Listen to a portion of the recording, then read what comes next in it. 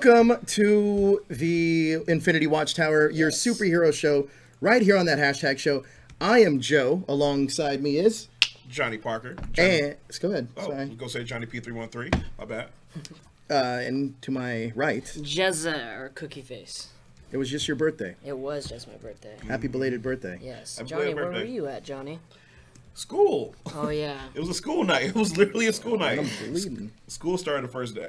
Started the very next day. Oh, like I was man. watching you guys on Instagram. I wanted to come out there again. Sorry I couldn't make it, homie. No worries, But I got no something worries. for you later, though. A Tell surprise you is what you coming. got him. Cool. No, a surprise is coming. You'll No, see. no, no Surprise such is thing. coming. No, Okay, so- all no. right, what is it?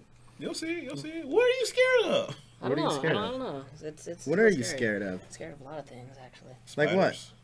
Scorpions? No, not spiders. Snakes? Yeah, maybe snakes. I'm afraid of snakes as well, so that makes two of us. It had to Don't be worry, there'll snakes. be no snakes. But guys, we're going to be talking all about big superhero news that came out this week. We're going to be talking about stuff that's going on in the Marvel Cinematic Universe, the DCEU, which isn't necessarily the DCEU anymore. I believe now it's called the Worlds of DC, I think. Really? That's what I've heard. That's the rumor and innuendo from Comic-Con. Innuendo. The Worlds of DC? I like The Worlds this. of DC. That's an interesting. We are also going to be talking about the new Batgirl series. Ooh. So that's going to be a lot of fun. very cool. Some controversies. But before we get into that, Jezzer, how was your birthday? I heard that you saw Boyz II Men yesterday. I did see Boyz II Men yesterday. It was great. It was cool because it was at a county fair, and there's a bunch of like kids there. And then before they started going on, they started playing a Babyface song, and everybody got excited. Like it was Boyz II Men. It's like, no, that's not Boyz II Men. That's Babyface. You guys need to calm down. But yeah, it was So great. this was at the LA at the At Ventura? the Ventura County Fair, yeah. And if you don't know where Jezzer lives, that is in Ventura, Yes. Oxnard, California, I believe, somewhere Yeah, around yeah. there. What else do we got going on? We're gonna be we're also gonna be at Power Morphicon next weekend. my So if you're a God. Power Ranger fan, that is the place where you're gonna want to join us. I can't believe that snuck up on us so quickly. No. So quickly. It's kind of like the haze, because like you have Anime Expo, and the right after Anime Expo, we had like 2 weeks, and boom, we were at Comic Con. And you forgot about E3. Oh yeah, there was Yeah, E3 right before yeah. that too. It's just like total con season right now. Is there going to be a break after Power Morphicon? No, Or For just- us, a little bit. No, little bit? because we have it. Well, Well, for you for- two, for me. But yeah, we have to go to Palm Springs Comic Con. Oh, We okay, get to go to yeah. Palm Springs Comic Con. We get to go like set a booth there. We get to meet some celebrities, interview some people, and It's going whatnot. to be hot. isn't What, it? wait, whoa. He just said we, like you're going. Are you going? Well, no, not as we. Jezzer's not going. It's going to be me, Daniel, so the dynamic duo, and Josh. Is Josh really going? Josh yes, is going? sadly. So another question that's it's hot at that hashtag show right now, and I gotta ask. Oh, no. Whoa, where did that come from? I don't know. Sorry. I gotta ask Jezzer a question. What is it? Oh, What is it? Hashtag show members want to know how come certain people were invited to the Max and how come certain people weren't. Oh, well, I saw that too, Jezzer. Well, I saw that too, Jezzer. So just in case you guys didn't know, Jezzer's birthday was Tuesday. Happy birthday. Happy belated birthday, Jezzer. thank you. And so for his birthday, he had a variety of activities planned. For dinner, he decided to go to Saved by the Max, the Saved by the Bell themed restaurant in Hollywood, where he went and had a grand adventure. He posted all over Instagram. And then later, he decided to go to Dave & Buster's to celebrate his birthday further. I was Which I there. I was invited you there. to. Well, true. Which most of us were invited to the Dave & Buster's festivities. It was a group gathering. However, Joe's right. Saved by the Max was not a group gathering. Jezzer, who was invited to Saved by the Max? It wasn't. It was two people. Two people, Jezzer. Two people. Who are these two people? Well, Joe, was let it me- you? first- It wasn't me. Was it me? First, No, let no. me explain. So they had put the Saved by the Max, like the tickets go quick or whatever. Sure they do that. And then so you're trying to search for reservations. Of course they do, Jeff. And then so I couldn't find like two. I couldn't find Two, four. four. I couldn't find within those range. I did not want to. Yeah. So then like there was availability for three. Three, Jezzer, three. Yes, three tickets. Three So, tickets. yeah. So what- Jezzer, so you got 3 tickets. Yes. Remind me, how many Henshin bros are there on Henshin Hangout? There's 3. Really, Jezzer? Yet for some reason the Henshin bros didn't get to go. And just remind me, how many people are, how many brothers are there on the Marvel Infinity Watchtower? There's 3. 3 again! 3 again! The Trinity, there's a pattern going on here. So, did you take the Henshin bros? No, sir. Did you take the Infinity Watchtower? No, sir. So who did you take, Jezzer? You Mickey got a and lot of Tony. explaining to do. Well, it's because after I got the tickets, then Like, I think I did a show with the two of them, and Oh, you did? Because Who were the two again? I don't think the people who were the two. Miggy and Tony. Miggy and Tony. Miggy and Tony. Cookie Spice strikes again. Blackwing says, "I love how Johnny is so mad." Yeah, I love some Saved by the Bell. Why was that decision made? So I got the tickets like maybe 5 months ago, and I was pretty excited about getting the tickets because it got sold out. It sold out pretty quickly, and then I guess I was doing a show with those two, and I had said that. Oh, show? What show? I don't remember the show. What the show was. I see a lot of shows. I'm always on the hashtag network. I think it was actually the DC show on Pop Culture Renegades a few months ago. Is that what you think? You made these plans a few months ago. That when I got the tickets, yeah. A few months ago. Yeah. So that happened. Okay. Okay. Shame My birthday's on you, coming up November 26th, and there will be a gathering of sorts, and okay. I know who's on my But invite I did invite you to Dave and Buster's after, but you just didn't want to show up. You invited a homeless man on the street to Dave and Buster's. That was not the golden ticket, Jezzer. The golden ticket was Saved by the Max. That was a real birthday dinner. Okay. It definitely was Saved by the Max. And you guys are taking a lot of heat for going to brunch and not inviting certain producers. I was invited, but I didn't You go, were, but you didn't wake up in time. That's the rumor that you guys. I didn't want to hang out with you guys. But the brunch. No, there's no rumor. There's no rumor. We asked what happened. Wait, did you invite Joe? Yeah, I was like, Joe, do you want to come? He said this. And then went back to sleep. Oh man. Let's get into some news, and because that's what we're here to talk about, the news. And if you want to get the latest Marvel news, check out our website at thathashtagshow.com. And also, if you want to stay up to date with anything that's going on right here in the community of That Hashtag Show, all you got to do is join THS Hashtaggers. That is our Facebook group, and that group keeps you up to date with all the latest trending things in geek pop culture. Now, and if for all of you Morphicon fans, it'll give you the latest about our party. We'll talk to you about everything that's just going on there. But huge news this week: Sony has decided to drop Silver and Black. Yes. And it says that they're going to focus on individual movies here. And me personally, I don't think that they should do these characters with Sony. I think they should be integrated into what they're doing in the bigger sense of the picture. But the story is that Sony wants to get their own kind of cinematic universe up and going, and we can see that clearly with Venom. Johnny, chat me up. For people that don't know who Black Cat and Silver Sable are, who are we talking about? Oh, we're talking about some of the coolest characters in like Spider-Man's universe. So Felicia Hardy, also Black Cat, is one of Spider-Man's maniac's girlfriends. She's a thief who has the powers of bad luck, so she gets to manipulate probability and whatnot. And again, kind of like a Catwoman ripoff in a couple different ways, but she has her own personality. She steals for the thrill of it and whatnot. And again, she's a mainstay character. Whereas Silver Sable is a badass mercenary who pretty much is a merc for hire, who dresses like all silver and whatnot. And has run-ins with Spider-Man a couple times as a foe and as a friend over the course of like the years. She was a big character of Spider-Man in the 90s. There you go. That's a pretty good update. They mentioned a lot of characters, or we actually, that was in our breakdowns a long time ago. If you follow, like I said, if you follow that #show.com, we broke the exclusives of which characters were supposed to be in that film, being the Chameleon. You also had Scorpion, who was going to be Matt Gorgon, who appeared in Spider-Man: Homecoming. There was also rumored cameos from a character named Tarantula, which is in the Spider-Man universe, and a few others. Now, overall, Jezzer, do you like this decision that Sony is not doing these movies? Yes, I would probably even like the decision if they didn't even have solo movies for these characters either. I don't think that they're strong enough characters to have their own movie. Jezzer, are you telling me that you don't believe that? No, and that's not what I'm the Spider-Man cinematic universe has strong female characters. No, that's not that what we I'm should be telling focusing you. in on. What are you telling me then? I'm just telling you that I don't know. Sony needs to stick to some of their stronger Spider-Verse characters, such as Carnage. Carnage could have a really good movie by himself. Okay. How would it be? I said. Who else did I say? Actual Miles Morales movie. Of course. I mean, Into the Spider-Verse is a Miles Morales movie, but an actual live action Miles Morales movie. You're talking about Prowler with Gambino. That'd be a good one. Jezzer, how do you think if they did do a Carnage movie, how would it be different from the Venom movie they're doing? That's true. I don't think about adding Venom. Adding Carnage to Venom would actually be better.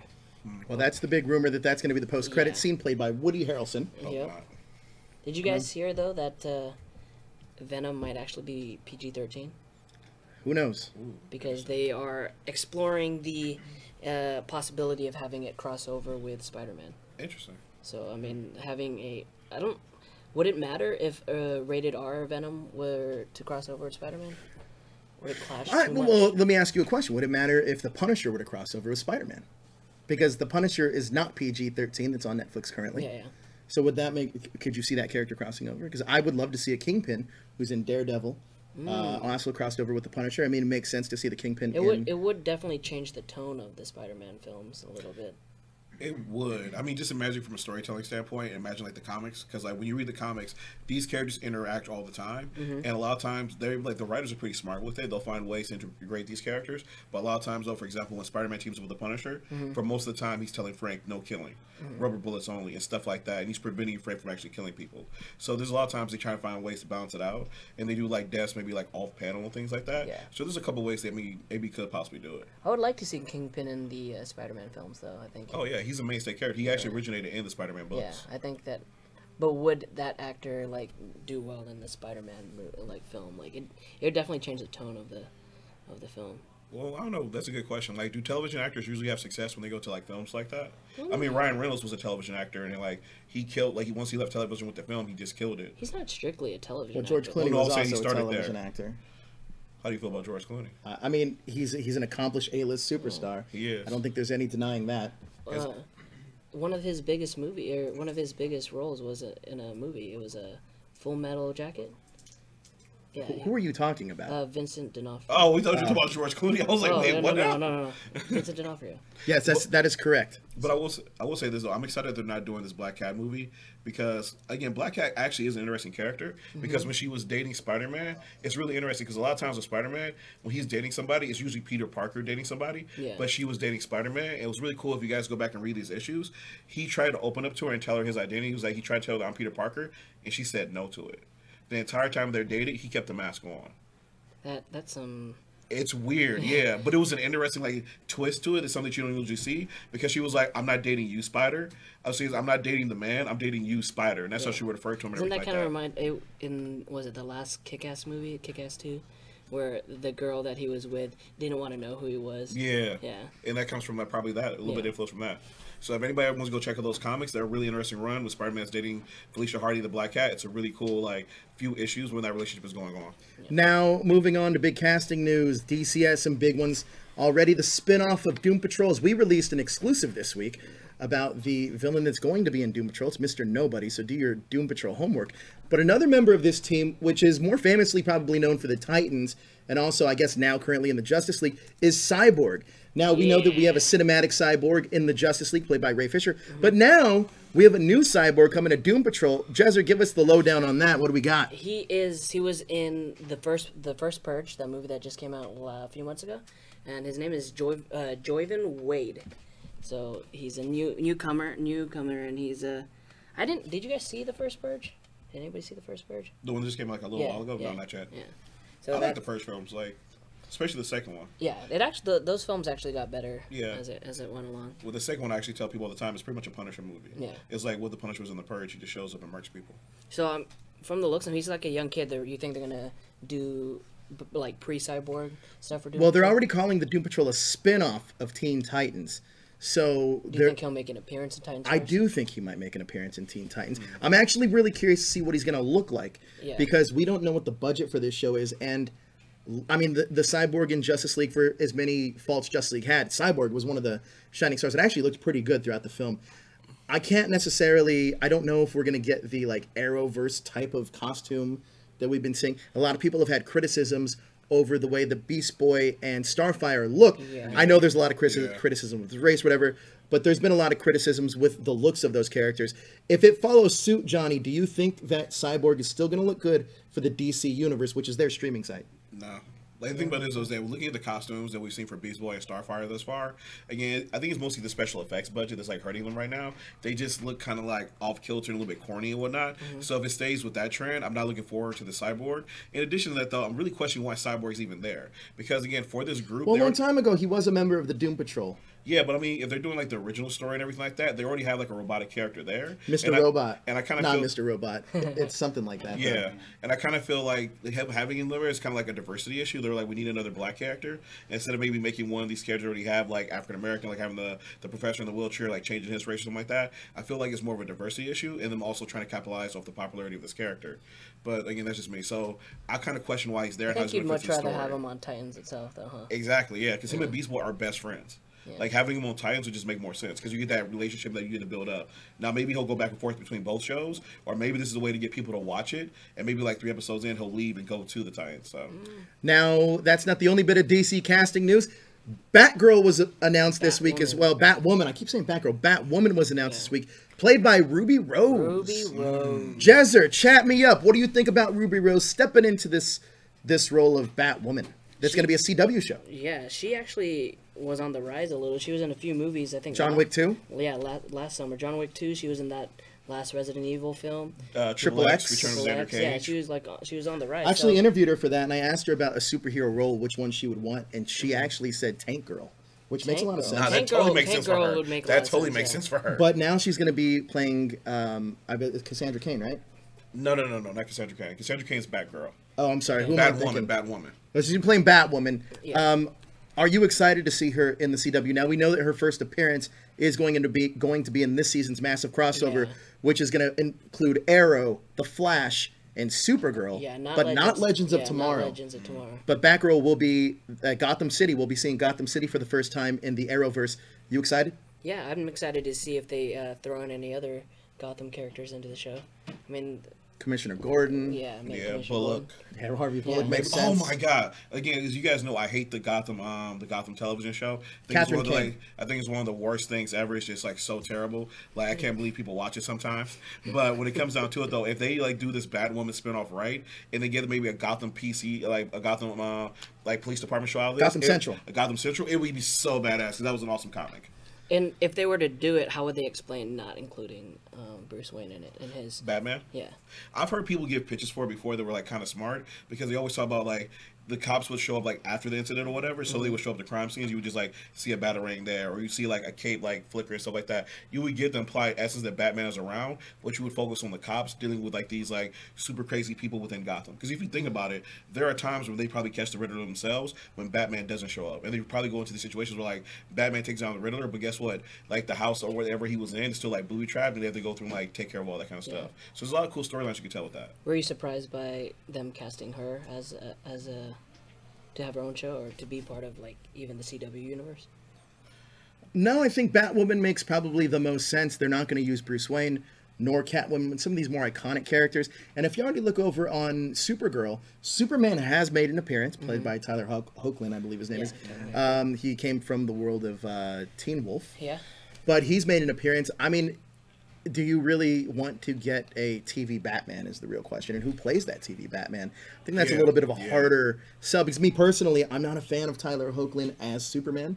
No. He just doesn't. He doesn't look like him. Not just does he not look like him, I don't think he sounds like him. Not only that, though, but there's just the way that he's treated on the CW universe. Because I understand he's not the focal point, but it's Superman. It's like when you think about DC, you think about Superman and Batman. It's like when that character comes on the screen, there's a certain grandeur that's supposed to be about you, and there's supposed to be like a big player in like a lot of these storylines. So, yeah, it would be kind of weird. However, though, it does make sense. Kind of like what you're saying, Joe.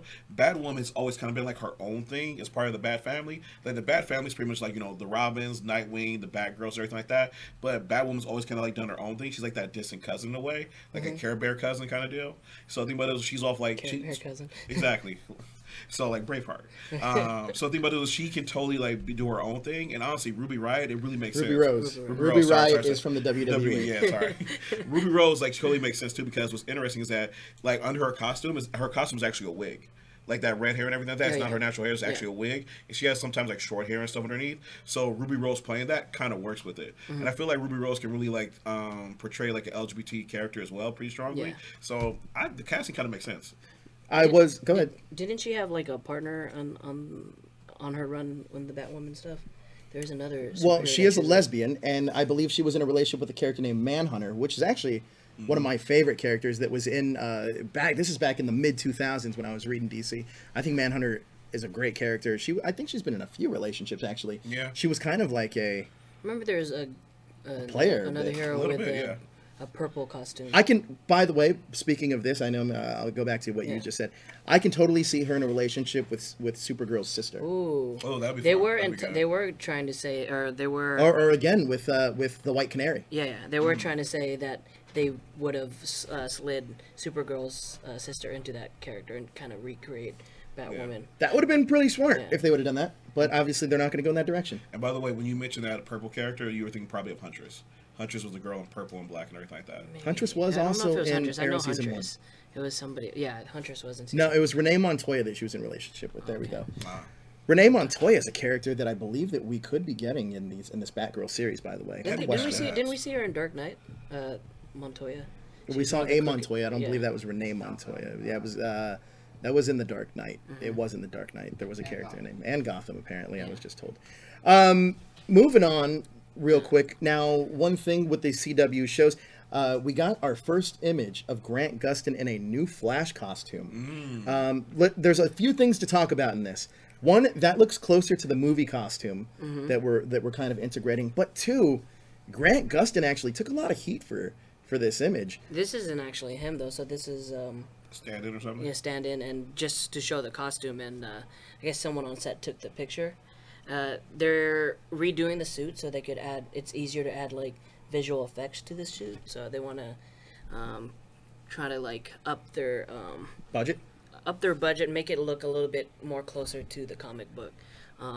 If you don't, there's a trailer that came out at Comic-Con where Nora, their future daughter, gave him a Flash ring, kind of like how Reverse Flash had in the show. So he gets the suit. So yeah, he gets his iconic suit from it. So, but he got some heat because with the old suit, you can't really tell, but with this new suit, I guess it kind of like it's tighter to the body, and they were giving him some. They're kind of discriminating because he was skinny, and I guess it actually hit a nerve, and he went on Instagram and like said, well, whoever leaked it, fuck you. And then he went on this long rant about like, it's just his genes. You can't really do anything. So I'm really curious to see what you guys have to say in the chat. But as you guys know, the chat moves is really fast. So we have the super chat feature that keeps your chat comments there just a little bit longer. It also helps support the show for us to get a new equipment, and so we don't run into those Sunday. I call it the Sunday streaming shutdowns, as usually happens on Sundays the most with the Star Wars show. Jezzer, you and I off camera, I believe it was yesterday, the day before, talked about Grant Gustin. You don't think he's going to be the Flash too much longer? He's been getting a lot. Like the fans have been giving him a lot of shit the past few years, and I don't like. I mean, we're just going into our 5th season for the Flash. I don't know if he would go the 9 to 10 seasons. I think that he's already getting tired of the fandom. It's pretty. They're pretty vocal about. They've been vocal about his look since the beginning, since he actually got cast in the Flash, and he had said that he went in just auditioning for the role, not really expecting anything out of it, and he became the Flash. Well, I actually think his body type is the right for somebody that would be a speedster, somebody that's slimmer, thin, looks kind of like a runner. I don't think you want a bulking guy. Yeah, I mean, the Flash isn't really a huge guy. I mean, the last person that was the Flash on TV was John Wesley Shipp, and he was huge. Like he was super jacked. And it didn't look right? It didn't look. And the thing about this is that when you think about the Flash, he's not a sprinter per se. He's like a marathon runner.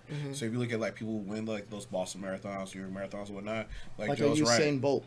Well, he's a sprinter, yeah. But like you get about like marathon runners, they're actually really skinny because they burn off all that fat. So for the Flash, your guys are right. It would totally make sense. And even Ezra Miller has the right body type, I think, to be the Flash. And I think this is a little bit closer to that Ezra Miller suit. The suit's a little bit brighter. I like that. I think we're getting more towards that iconic look that we can all expect from the DC lore. I will say though, I'm a little bit, well, two things. I'm a little bit, well, one, I feel bad for him because again, as I can imagine struggling as an actor within Hollywood, you're probably always thinking about your body and always have that change and everything like that. So it's probably like a lot of pressure on you to maintain a certain body type and everything like that. So to get these comments really sucks. Like the fandom should be more supporting behind him instead of trying to body shame him. So I feel bad from that. In addition, though, I will say this: the whole thing about him getting the costume from somebody coming out of the ring, it's kind of disappointing. I think I was having this conversation. I'm not sure it was it us who was having this conversation or maybe somebody else about how the fact they're downplaying his scientific background on the show. Yeah. The cool thing about it is the Flash in the comics actually invents the ring himself. Barry Allen. Yeah, he's actually a very accomplished scientist. I think that he did invent the ring, but I think they might be like a little shortcut. They're taking a little shortcut by having Dawn come in and bring. Just give it to him. It's like you invented this in the future. I think in the trailer she had said that she took it from the Flash Museum or whatever. Yeah. Yeah, I mean, that's the thing. I would love, just me personally, I love the scientific aspects of characters when they're smart and a superhero, so I wish they would explore that more with him. Because I kind of feel he gets bailed out by the rest of the team. When a problem rises up, he's like, all right, guys, you think about it, and then I'm going to run. And it would be interesting if he actually, actually it's kind of like what they did with the Raimi Spider-Man films, where they downplayed a lot of Peter Parker, or with Tobey Maguire with his character, downplayed a lot of his. Exactly. That's the reason why they got rid of the web shooters. And that was the cool thing about when they restarted it, bringing back in. You talking about Andrew Garfield? No, I was talking about who? You said when they restarted it, they restarted it twice now. Did they? Yeah. Yes. It was Tobey Maguire, then there was that long period, and then we got Homecoming. Well, Civil War before that. No, there was a... Was it? Yeah, there was. Yeah, what? With Andrew Garfield and Emma Stone. No. I don't recall this. All right, listen, the first Andrew Garfield movie isn't terrible. What? You made a movie? Just saying. You made a movie? Just saying. So, Real talk, though, I will say. I give Andrew Garfield shit, but like honestly, he is a great Spider-Man. Like when he was in the suit and he's talking, he is a really good Spider-Man. His Peter Parker was just a little bit off though, because he was a little bit too cool for school and a little bit too Brooklyn for Peter Parker. But when he was in that suit though and he was talking, I was like, no, that's Spider-Man. Out of the three though, your favorite is Tom Holland. At this point in time, I feel like because you're going with this high school Spider-Man, he's like the most balanced. He does a really good Peter Parker, and he does a really good Spider-Man. So right now, he's the most balanced. All right, so we already know that the CW has Supergirl, but it was just recently announced that Supergirl in development is possibly going to be hitting the big screens from Warner Brothers and DC Comics. Now, Jezzer, you're a big DC fan. I already know this. What do you feel about Supergirl hitting the big screen, and do you think this could be a Wonder Woman scenario where it kind of outperforms Man of Steel? They haven't even got Superman down right, so I don't know if it's. They did get Wonder Woman down right though. They did, but I don't know. Like taking on another Kryptonian, I think they need to like make sure that Henry Cavill is fully accepted as Superman before they start trying to expand on his universe. think the problem's Henry Cavill. I think the problem has been the directing. Yeah. I think let's be honest though, in this universe, Clark Kent does not exist. No. There's not really a difference between Clark Kent and Superman. It's because we jumped right into it. We jumped right into it. And we only, I mean, in the extended cut of Batman versus Superman is the only time we ever get the investigative reporter Clark Kent. Yeah. We don't ever really see that beyond that. But it's like, what, a 5-minute clip really, or like 10 minutes altogether? Yeah. It's a pretty long extended cut, but Supergirl on the big screen could work. Really? I think DC has stronger female characters overall than Marvel does, I feel personally. I think that if done correctly, this movie really can fly, no pun intended. Johnny, when we talk about Supergirl, though, I don't think she has an extensive rogues gallery, and I know that they're playing on a lot of Superman villains in Supergirl. Do you think that her own rogues gallery is going to be enough to carry a Supergirl movie? Or do you think that they would go in the route of having Superman villains that normally we wouldn't see cinematically, but kind of used here? I think we're going to get those like Superman villains that we would see like cinematically used here. For example, people like Metallo and people like that will like pop up and whatnot. People who people know from like DC animated series and everything like that will probably pop up in her film, be like good villains and whatnot. And for me, the thing I'm trying to figure out too as well is that how are they going to make this movie different from the television show?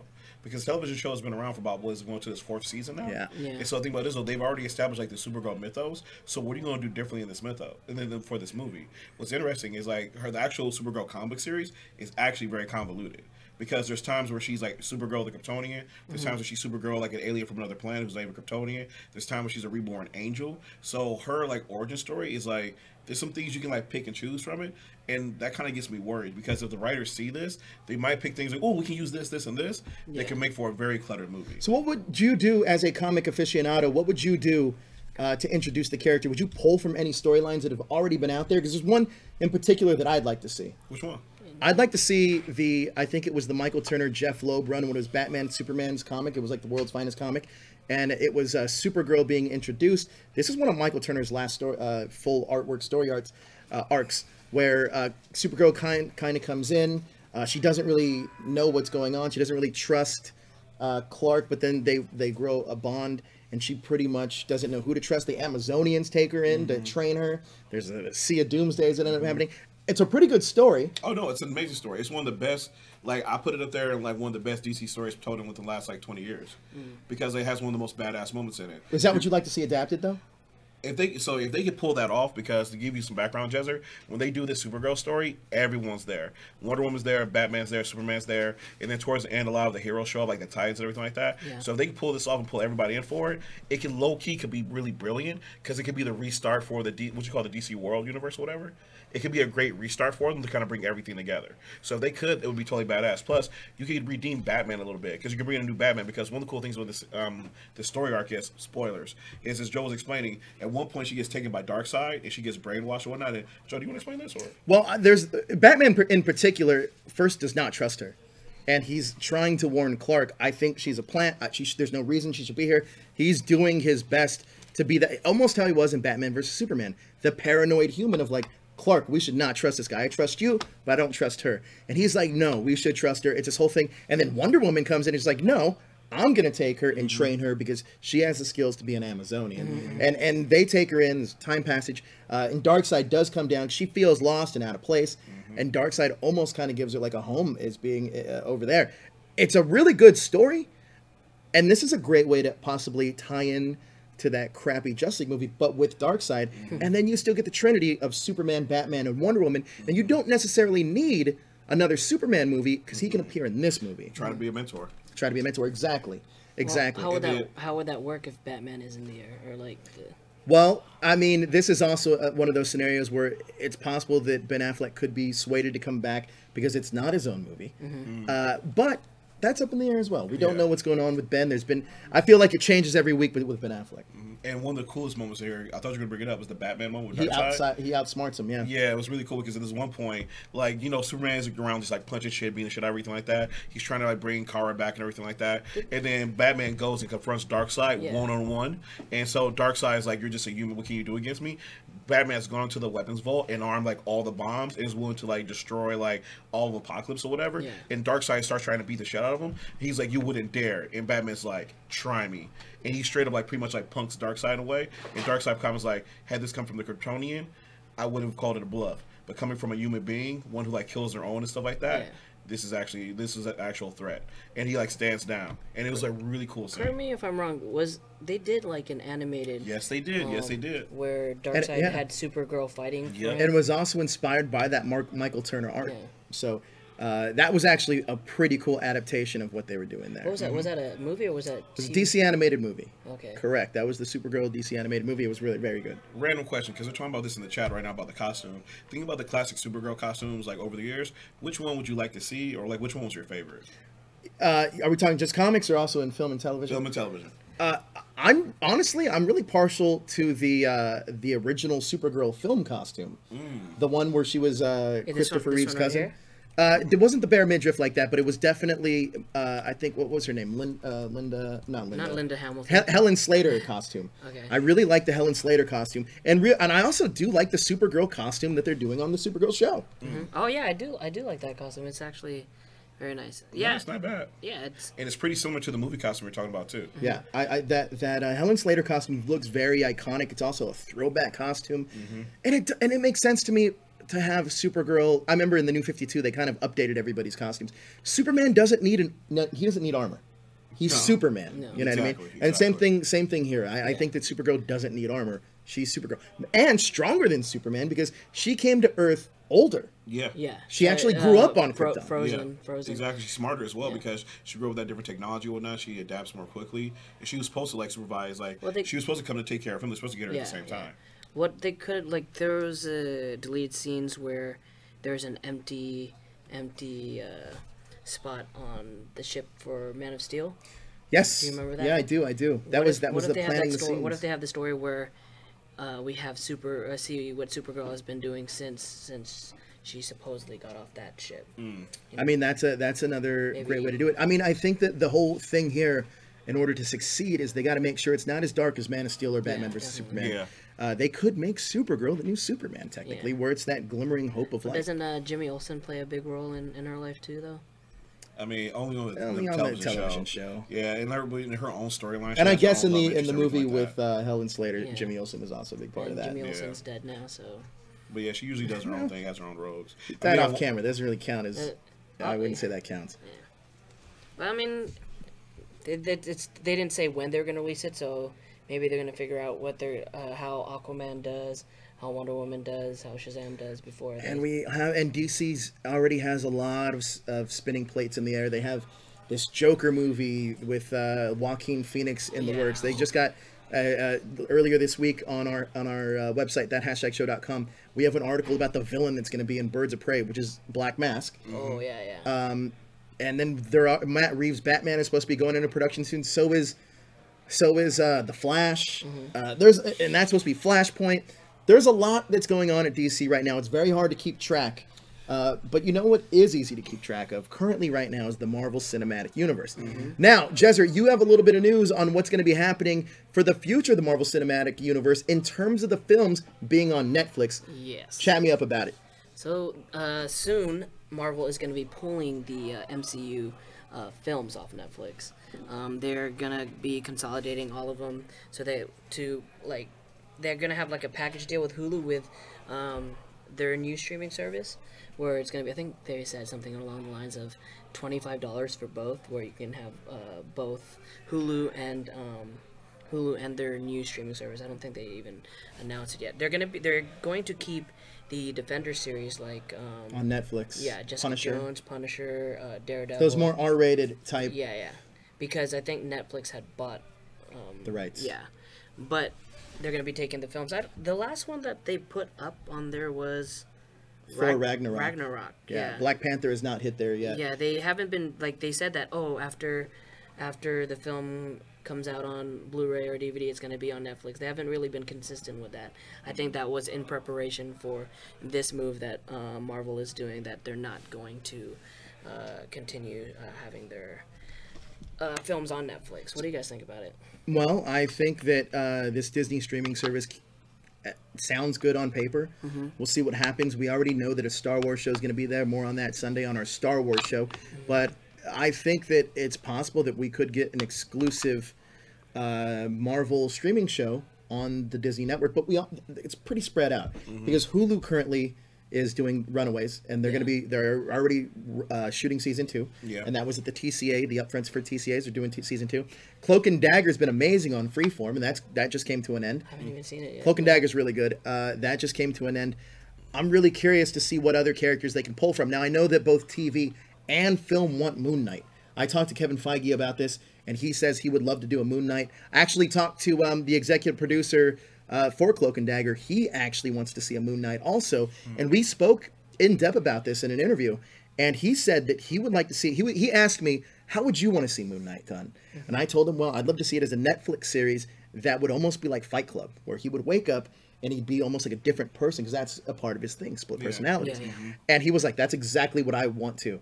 And I think that he's a good enough showrunner that he would be able to do that. Now, we all know that the Inhumans didn't do too well. Neither did Iron Fist season 1. That was run by the same showrunner that did both of those shows, Scott Buck. Johnny, I want you to talk to me real quick about a Marvel property that you think would work really well on a series for another either Netflix or a Hulu or even a target market for this Disney streaming service. Another Marvel property that would work really well. Honestly, if you wanted to, you could do, honestly, if Hellcat? Actually, no, I was thinking more of the X-Bucks. I don't want to do something with the X Factor with multiple man and his team and everything like that. X Factor with Havoc? Yeah, because there's this whole cool like storyline they do where like a part of New York just turned to like this mutant neighborhood and everything like that. Yeah. Bishop's there, like some detective, multiple man's there, like helping mutants and stuff like that. It's a really cool storyline. So I mean, if they got the X-Men properties back like they're supposed to, that'd be super sick. Now, do you focus on the X-Force that was Havoc and his team, or do you focus more on the detective stuff that was Jamie Madrox? So I would say the detective stuff is like Jamie Madrox and like Bishop and them running around and everything like that. Because Jamie Madrox is like multiple man is really well written in the comics. Like he kind of gets downplayed because when you think about the tiers of X books, you got like you got like your main X-Men books, you got like the Wolverine stuff, and then you have your X-Force books and whatnot. But when it comes to multiple man, he actually does some really cool stuff. Like for example, he has multiples in places all over the world learning things at all times. So he has somebody who's learning like gymnastics, somebody who's like in the library learning like Japanese. So that way he accumulates like all this knowledge. It's like, fuck, that's a really good use of your intelligence. That is awesome. Good pitch. Yeah. That's Is a good it like pitch. a hive brain type thing? Low key though, yeah. And so he uses all these skills to go around and help mutants and everything like that. So when you see him, he's not the powerhouse mutant. He's low key just like some really smart guy who's always thinking You would steps have ahead. him lead the team? Well, he usually is the leader of the team, yeah. So you think this should replace the Madrox? Because there was going to be a Madrox movie that Fox was going to do with James Franco, and then there was a lot of problems with James Franco, and obviously now it's not going to happen mainly because of the buyout. Yeah. But do you, Johnny, believe that this should happen before mutants get introduced? Oh, man. I mean, honestly, if they did, it'd be they could, and it'd be a really cool way to introduce mutants into the Marvel Universe and everything like that. Just kind of like, it would be a slow transition, like this mutant population just like kind of popped up, explain this mutant neighborhood and everything like that. However, no. When they introduce mutants, they need to do it like in a really like grand way to introduce mutants to the Marvel Universe. It needs to be kind of like Spider-Man Homecoming. Like, again, it was a homecoming because Spider-Man was coming back to the Marvel Universe. So when they introduce mutants and they introduce all the cool storylines they can do now, all the crossovers, like Avengers versus X-Men, all the cool things we get to see now, Onslaught, they need to do it in like a grander fashion. So let's That's just my opinion. let's freestyle a little bit. Let's freestyle about this show a little bit. This proposed multiple man show, because going off of what you just said, I think it makes a lot of sense that we have this guy Jamie Madrox that has these powers, doesn't necessarily know how he got them, because we know that the Netflix stuff is very much tied in to the Roxxon Corporation. It's been kind of a through line through all these television shows that we've seen in the background. Now, what you're saying is we can have this guy, Jamie Madrox, put himself out there and investigate these powers popping up, because we don't know what the mutant situation is yet. And we could low-key come into it later on, probably, where we don't start with him at the beginning of it. We come into him when he's maybe like 28, and his powers are like when he's a teenager. He's been investigating this for years. So in a way, he could be the mutant recruiter, because you think about it, Jamie can be in multiple states at the same time, constantly recruiting mutants, interviewing them, getting all the information and whatnot. So then when people start to pop up and ask about mutants, he's like the expert in a way. I like it. I like it. Jezzer, Yeah. I want to talk about our next topic, which is it Guardians of the Galaxy? We there yet? Yeah, we Because that's what a lot of people have been wanting to think or talk about right now. It's really out there. Yeah. Dave Bautista has been very, very vocal about his support of James Gunn, to the point where it seems like Bautista's run might be up in the Marvel Cinematic Universe. I think that he strongly supports James Gunn, and he wants. I don't know if he saw. Do you think he saw like the whole script for Volume 3 already? I would assume that maybe he did. And he was threatening that if they didn't use the script, that he would walk. So maybe he had maybe a big role in the film. Well, it also could be because he's been written very well for him. And it's really gave him a big platform to become a real movie star. Yeah. I mean, he was great in Blade Runner. He was great in James Bond, though, as short as it was. Yeah. He's been very good in some of the roles that he's been cast in. Even Man with the Iron Fist, where he kind of played that big role, he really showed his range. That's where he got all these other roles. Now, do you think, Jezzer, that... Oh, go ahead. Did you comment? Yeah, because I have a question. Because here's the thing, like I always say, like I know comic books and like things like that as a fan, but you guys have actually worked like on sets and everything like here. As somebody who's watching this from a fan perspective, I'm like applauding him. I'm like, you know what? Good job, Dave. Like, standing up for your friend like that. Good job. But at the same time, though, I kind of worry for him. So, like, from you guys' experience, would stuff like this potentially get him blackballed in his career, where he cannot maybe like get work on other sets and everything like that? I mean, it's possible, but I think Dave Bautista, I'm not sure he cares all that much, to be 100% honest with you. We got to think before. He made a lot of money being a wrestler. Yeah. And I'm sure he's made a decent amount of money being in the Marvel Cinematic Universe. I don't think he's a guy that's really afraid to, because Dave is a guy that's kind of very soft-spoken. He'll say something when something needs to be said, and for him to have this kind of reaction to what's been going on, I think it's a big deal. I think it's definitely a big deal. Now, do we know that James Gunn's script is not going to be used for Guardians 3. Is that official or is that not official? What's the word here? There's no word yet. It's still up in the air if they're going to use it or not. Well, Marvel did. We've heard. I don't know if Marvel officially put out this statement, but it was going around Twitter that they won't recast Dave Bautista's role for Drax. You don't have to, really. And you don't have to, mainly because you don't know what happened at the end of Infinity War. I mean, you do know what happened. He turned to dust. Spoiler alert. But if you haven't seen Infinity War, what are you doing watching this show? But with Dave Bautista's character, he can easily be written out. Yeah. And the Guardians of the Galaxy is such a team where they can get new members and only that, in the comics they get new members all the time. Yeah. At one point, the Thing was a member. I think he's a current member of the current run right now, actually. Yeah. Didn't you say that you were expecting him to die in Infinity War? I fully expect him to die. Yeah. I fully expect him to die. There was a great Instagram post that came out about people that could possibly be recast, and it doesn't quite have the same look. Though The Rock doesn't look bad as Drax. No, The Rock doesn't look bad. John Cena. I think Stone Cold Steve Austin. Who's that skinny one? That's is it Steve Merchant? Steve. I don't think that's Steve. Is it Steve Merchant? I That think could be so. Steve Merchant. Who knows? Steve Merchant's been in the X-Men cinematic universe. Oh yeah, right? he's Caliban. Caliban. But that role's been cast many times too. Yeah. But I definitely I don't know what they're gonna do here. This is a tough situation because now there's rumors that floating around that possibly James Gunn could be brought back. I don't think that's gonna happen.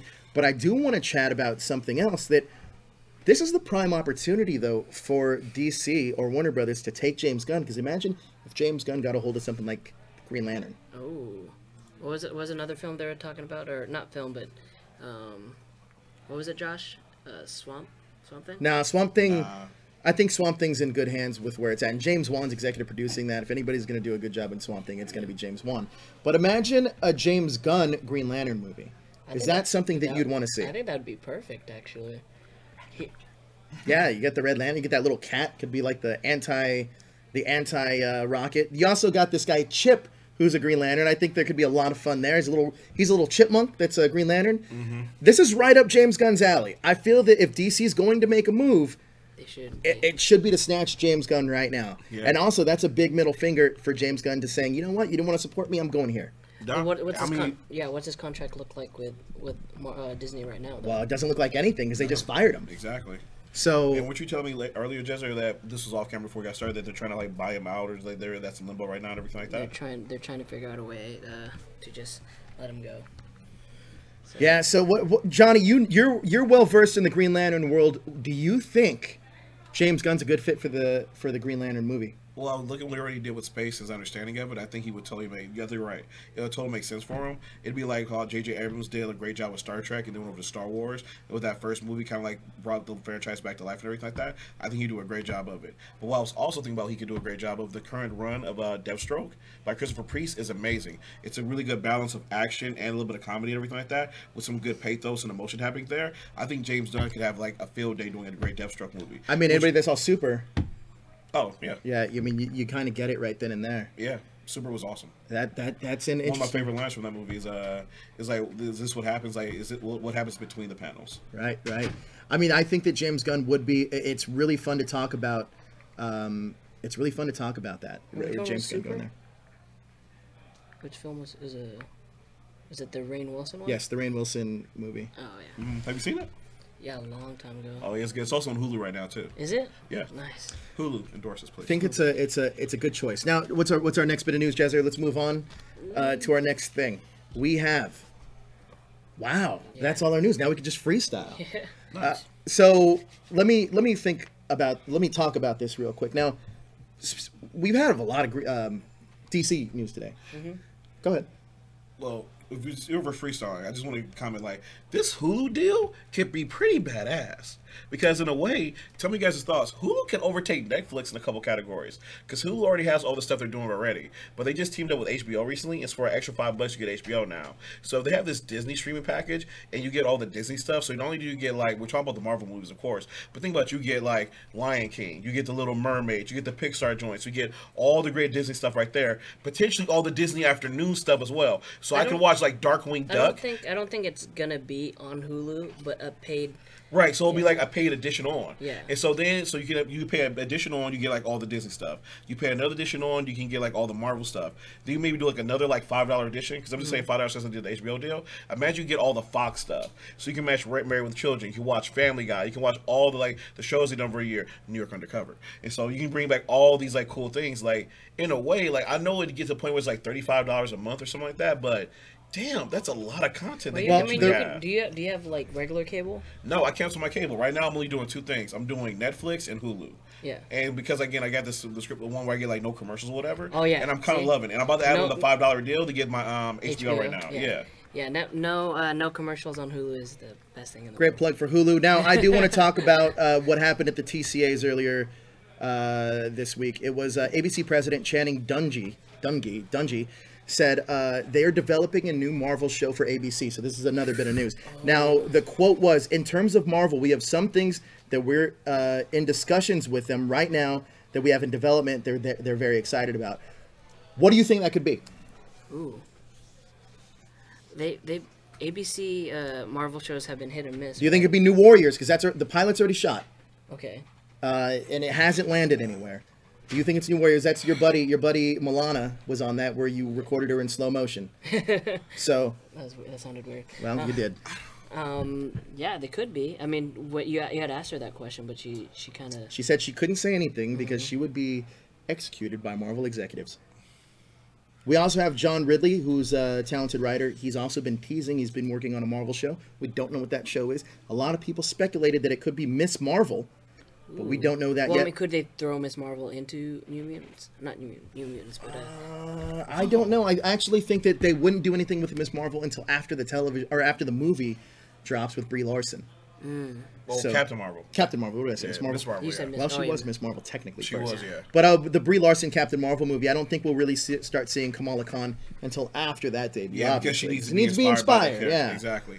And honestly, I think when Kamala, like once the Captain Marvel movie's done, we're gonna see Kamala Khan everywhere because she's already showing up in that new Marvel animated movie with her and Squirrel Girl and Spider-Man and everything like that, which looks so much fun, by the way. It looks so sick. Marvel Rising. Yeah, so I mean that looks sick. The voice acting's dope for that too. So I think after the movie, we're gonna see Kamala Khan like used everywhere. And there's plus we talked about it like way back when, like 2 months ago. They're actually looking forward to doing the Kamala Khan movie too. So that's gonna be sick. And there is gonna be a void for the Marvel ABC universe when as soon as Agents is done. So Agents is done. Agent Carter is done.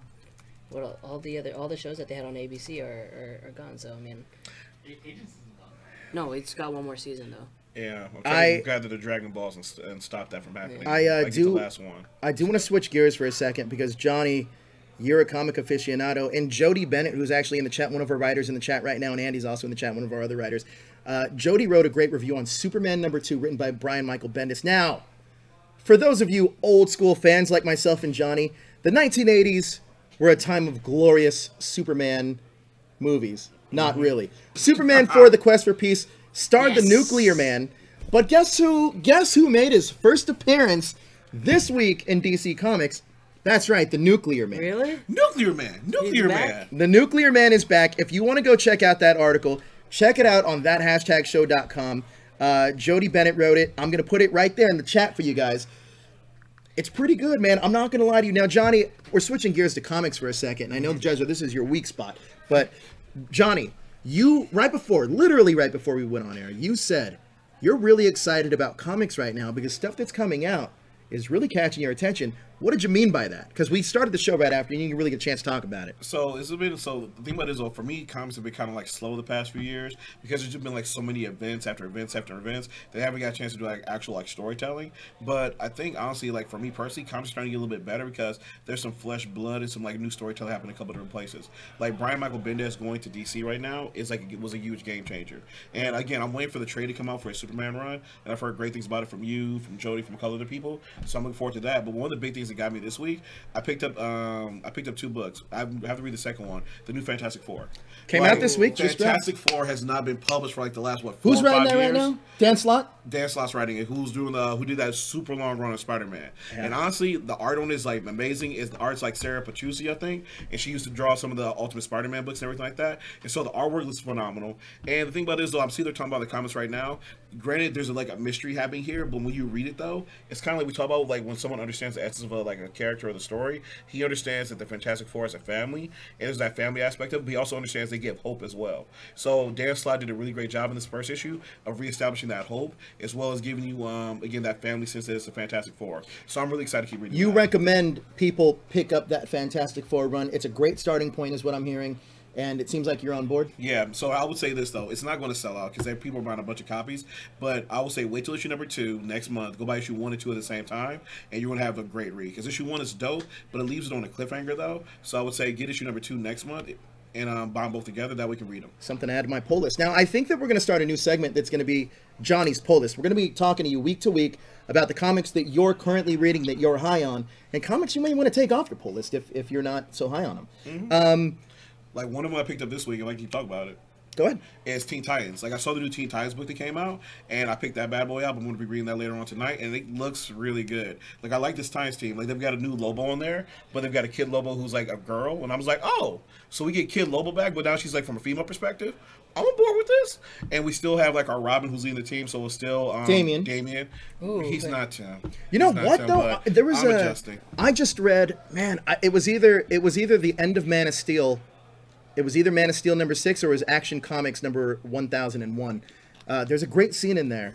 Speaking of the Teen Titans, there's a great scene in there where Jonathan, Clark's son, is kind of telling him like, Damian said I can't be a part of the Titans. He said I'm not good enough, and he's like depressed about it. It's a sad moment, but he's like, listen, and he's like, no, the Titans are the premier team, and Superman off like not off camera, but whispers kind of like, I thought the Justice League was. So it's a great.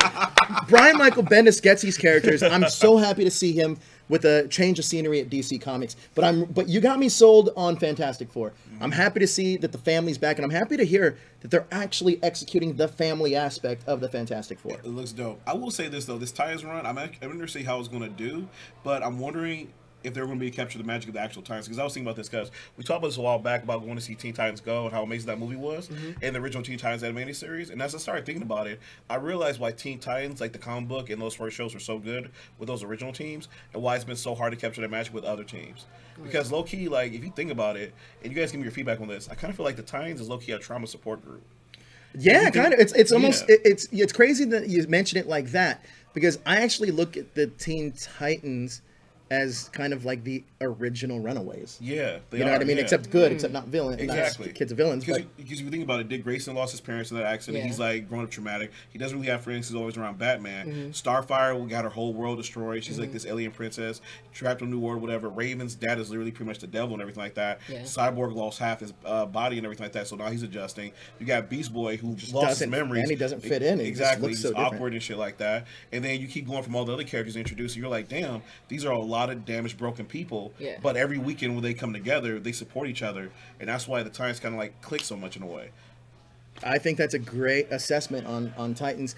Now, I think we're going to make this a regular thing. We're going to make that a regular thing. Now, another person that's in the chat right now is Andy, who's also one of our writers. Actually, he runs all of the he runs his own DC pod or Flash podcast. He has the Arrow podcast. He has all these different DC Universe podcasts, and we're actually going to be breaking some DC TV news that Andy wrote for that hashtag show. That's either going to be coming tomorrow or this weekend. Be on the lookout for it. Guys, this time flew by. We already hit our hour mark. It just flew by. You know what's cool though when I see DC stuff is that I have this Kingdom Come Superman shirt. Oh. I really want to see the Kingdom Come Superman kind of like come back into this world for some reason. I really like that character. But speaking of cool shirts, we have those on TeePublic. TeePublic has all of your cool geek shirts. Now we have Morphicon coming up.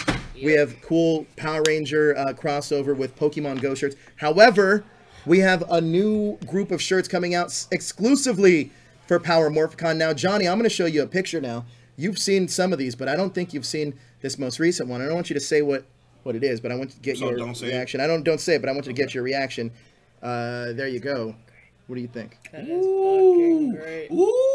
Oh, okay. I'm liking this. This is dope. This is dope. Jezzer said that one's his favorite shirt. It's our most recent one that's added to the library. For all of you fans of Power Rangers, you can catch us at booth 327 at Power Morphicon. Again, that's booth 327 at Power Morphicon. And join us for the Angel Grove Prom. Mainly because it's going to be one of the best. It's going to be the best Power Ranger party you can ever attend. And if you're already going to Power Morphicon, you can attend it for free. Now, there are VIP tickets available. There are not a lot left. There are about 14 left. Really? Yeah. So if you want to get your VIP ticket, get it now. We only have 14 VIP tickets left? Yeah. Oh my God. It might even be less than that because I'm not looking at the thing right now. They're but selling like hotcakes. They are. They're almost sold out. That's going to come with an exclusive gift bag. That's also going to come with the VIP area. You don't have to wait in the line. You go straight into the prom, and it's you can mingle with all the Rangers that will be in that VIP area. So that's going to be a lot of fun. We also have a lot of surprises coming at Power Morphicon. Migdalia and I were just talking to one of the Rangers that's going to be debuting something at Angel Grove Prom. At Power Morphicon, but specifically at Angel Grove Prom. You're going to be able to check that out there live. We were just hanging out with another Ranger over for your birthday, actually, and he just confirmed that him and his cast member, they're actually going to be hanging out in the general admission area, and that's going to be a lot of fun. And I think, yeah, they're all about it. What other color Ranger is he going with? What's that? What other color Ranger from that season? Silver. Oh, Silver. Whoa, seriously? Because I Yeah. think I know who you guys are talking about. Oh, that's going to be dope. Yeah. So check that out. That's going to be Angel Grove Prom. That's going to be starting at 8 p.m. on Saturday night, August 17th at the Anaheim Convention Center. Like I said before, if you already have a Power Morphicon badge, you're good to go. There might be a line. And also, there's gift bags for the first, I don't want to say a number, but there's gift bags while supplies last for the general admission.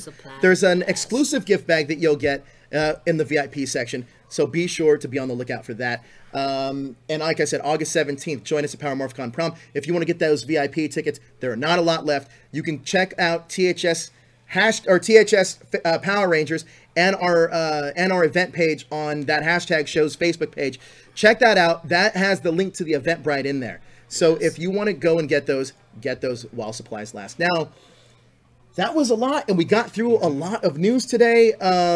Johnny, where can everybody find you on social media? You can find me at JohnnyP313 on Instagram, Twitter, and Gumroad, where I sell a couple of my comic books at. And then later on, you can find me at Power Morphicon next weekend. We'll be there with that hashtag show. I'll be looking fresh to death at Angel Grove Prom because me and Jezzer are about to go buy some suits. We about to kill the game. And then after that, you can find me actually at Palm Springs Comic-Con. Ooh. I'll be there with Daniel and Josh. Nobody knows you're Josh, so you're good. So we'll be there like holding everything down and whatnot. Haters gonna hate, but we're gonna be holding it down. And then after that, you can find me at Rose City Comic Con in Portland. I'll be in Artist Alley selling books and hang out with some cool peoples, and hopefully you. Wait, what month is that? That's the second weekend of September. I'll go with you. Oh, go. No. Yeah, I think I'll. No, you're not doing that. You got too much work to do here. Now, Jezzer, where can everyone find you on social media, Cookie Face? At Jezzer Zeus on all social media. Yes. Yeah? That's it. Okay. Yeah. I have a fun story about Jezzer. Let me just, I'm just kidding. I put you on the spot like that. Guys, you can find me at that hashtag Joe on all social media. Again, you can find all of us at Angel Grove Prom. Not just that, you can find us at Morphicon, booth 327. So if you walk through the entrance, go straight down, we're going to be on your right-hand side. That's where we are going to be. We look forward to seeing you and meeting a lot of you at Angel Grove Prom and at Power Morphicon. But until next time, also, you can see both of us, or all three of us, on Saturday, this Saturday, or not you won't be there. But you'll be on Henshin Hangout this week. Henshin Hangout, I'll be and there. I'm going to be on the Ranger Wrap-Up. Now, I do have an announcement to make about Power Rangers in general. Tomorrow, be on the lookout. We're dropping, I've been teasing this for a while now. We're dropping a really big Power Rangers story. Really big. So if you want to know what the storyline is for the 25th anniversary bigger episode, than IGN news. Yeah, it'll be on our website tomorrow. So check out our website. It's going to be right here on YouTube as well. Check that out, guys. Go ahead. But Joe, in even bigger news, Power Morphicon is finally coming up. People are going to get to see you there in person. How are they going to get the Nerd Illuminati shirts? They're not. Joe, I thought you were going to give out. Oh, I'm sorry. Guys, some people might. If you go to the Angel Grove Prom, come and find me. But yeah, I told everybody those shirts are not for sale. So the chosen ones get shirts. Chosen people will get shirts. So guys, if you feel you're chosen to find not Joe, if you feel you're chosen. may get that Nerd not if shirt. you feel that you're chosen. Like out of nowhere, your chest will start glowing, and you have to look. And then like the no, emblem is on your chest. It's gonna be more like a Green Lantern ring, except I'm gonna throw the shirt as hard as I can at people's faces. he's gonna get a t-shirt gun. Yeah. He's just like, welcome to Nerd Illuminati. Boom. Ah! Actually, we do need let's run a t-shirt T-shirt cannon. gun. Oh, that would be so dope. Oh, we just shoot it at people at the con and everything like that. Yeah. Or are you just, That can be a liability. well, Josh, look into that.